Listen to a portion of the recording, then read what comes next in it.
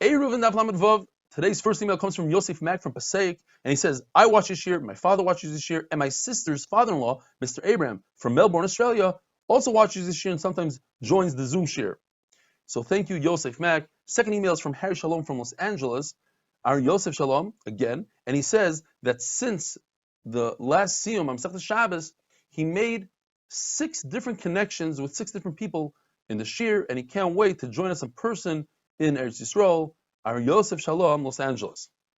So Eruvin Daf discusses the shita of Reb Yosi in our Mishnah, who's mekel when it comes to an Eruv. You have an Eruv that has a suffix. You don't know if the truma that you used for the Eruv became tamei. We're going to discuss soon when, how.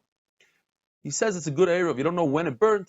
It's a good Eruv, you mekel. Yet the same Reb Yosi is machmir when it comes to a tvila d'Rabbanan even. In other words, Rabbanan said this person is mechuyev to go to the mikvah, and he's not sure if it was a good tefillah, not sure if he had 40 sa. He says you have to be machmir, you have to be toivel again. What's the difference between an eruv and a mikvah? The Gemara gives us 3 explanations. Rav Huna bar Chinan says that when it comes to a mikvah, the idea of tumah is in the Torah. Yes, this tumah is the Rabbanan, but people might get confused between the Rabbanan and the Reis, so therefore you have to be machmir when it comes to tefillah. Yet when it comes to tchum, the idea was invented by Chachamim, and it's not similar to any other melacha, the Eraisa of Shabbos. Therefore, you can be mekel in an eruv. Rabbi Yosi could be, says the Gemara, another pshat, was quoting his rabbeim, his rebbe, but he himself is machmer. He says his rebbe is mekel, as it says in the Mishnah, avtumas heyid mishum chamisha skenim.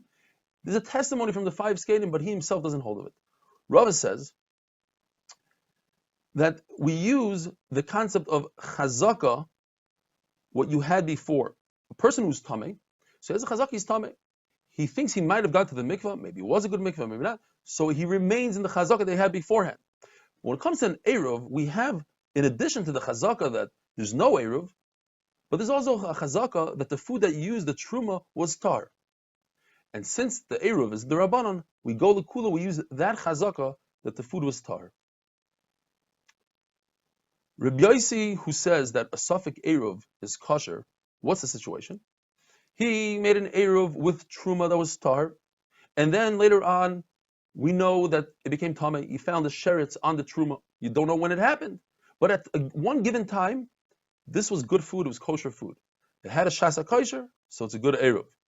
The same thing if you have fruit, and you took a meiser from it, and later on developed a suffix. Later on, non-mu'usar fruit, tevel, fell into the pile of the fixed mu'usar fruit.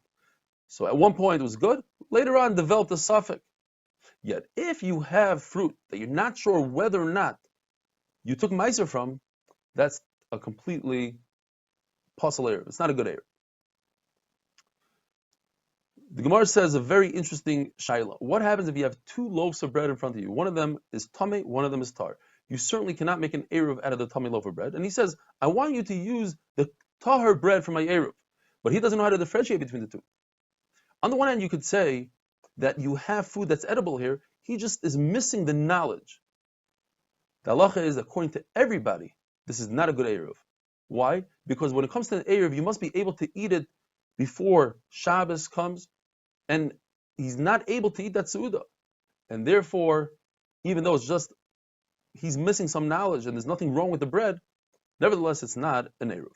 Rav Nachman told Rav a very interesting language. He says, listen, if you want to know pshat, you have to pay me a whole core of salt. But he told him the pshat nevertheless, and he said like this, you can make a distinction. There's halacha, you always go by chazaka mi'ikara. In other words, whatever the status was before, that status continues until you know otherwise. So, we have 2 cases that are similar, but the outcome is very different.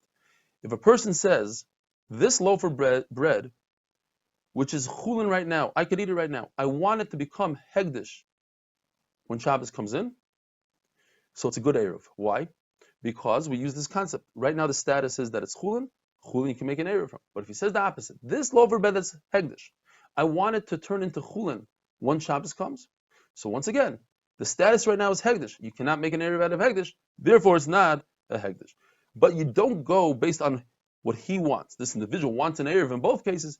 We don't do that. We go with the chazaka. If you have a wooden vessel that's a tful yoim. In other words, you put the vessel in a mikveh today because it was tamei. You must wait until nightfall for it to be completely tar. And in the vessel you have wine. You want to take meiser, you want to take truma from the wine. Now, what truma that touches a tful yoim vessel becomes puzzle, but it's not truma yet. It's tevel. And you say, I want it to become truma after nightfall. Well, after nightfall, it's already too late to make an eruv. So if you say, I want this wine to become an eruv, it doesn't work because you can't make an eruv from tevel. And if you're going to wait until after nightfall when it's already musar, too late. Says Rava, from here you see that the beginning of Bein HaShmashos is what makes the eruv. And since the beginning of Bein HaShmashos, it wasn't available, that's why it's not eruv. But if you go by the end of Bein HaShmashos, we already had available food. Says Rav Papa, that's not considered available. Since you're not able to eat it because it's all the way at the tail end of Bein HaShmashos, it's already too late to eat. Physically, you can't eat it. Therefore, it's not a good eruv. Now we learn a whole Mishnah about a concept called breira. A person could say, although you cannot make more than one eruv tchumim, a person can make two eruvei tchumim and say that retroactively, I decide which one of those two is my real eruv. In other words, he puts one on the east side of his house, one on the west side, and depending where a Talmud Chacham comes from, that's where he wants to go to. Or depending where the guy tax collector comes from, that's where he wants to run away from. He could decide this retroactive. Rabbi Yitzchak says that there's sometimes you go towards the guy and run away from the Talmud Chacham. Sometimes you go towards the Talmud Chacham and run away from the guy. If it's a tax collector, you're running away.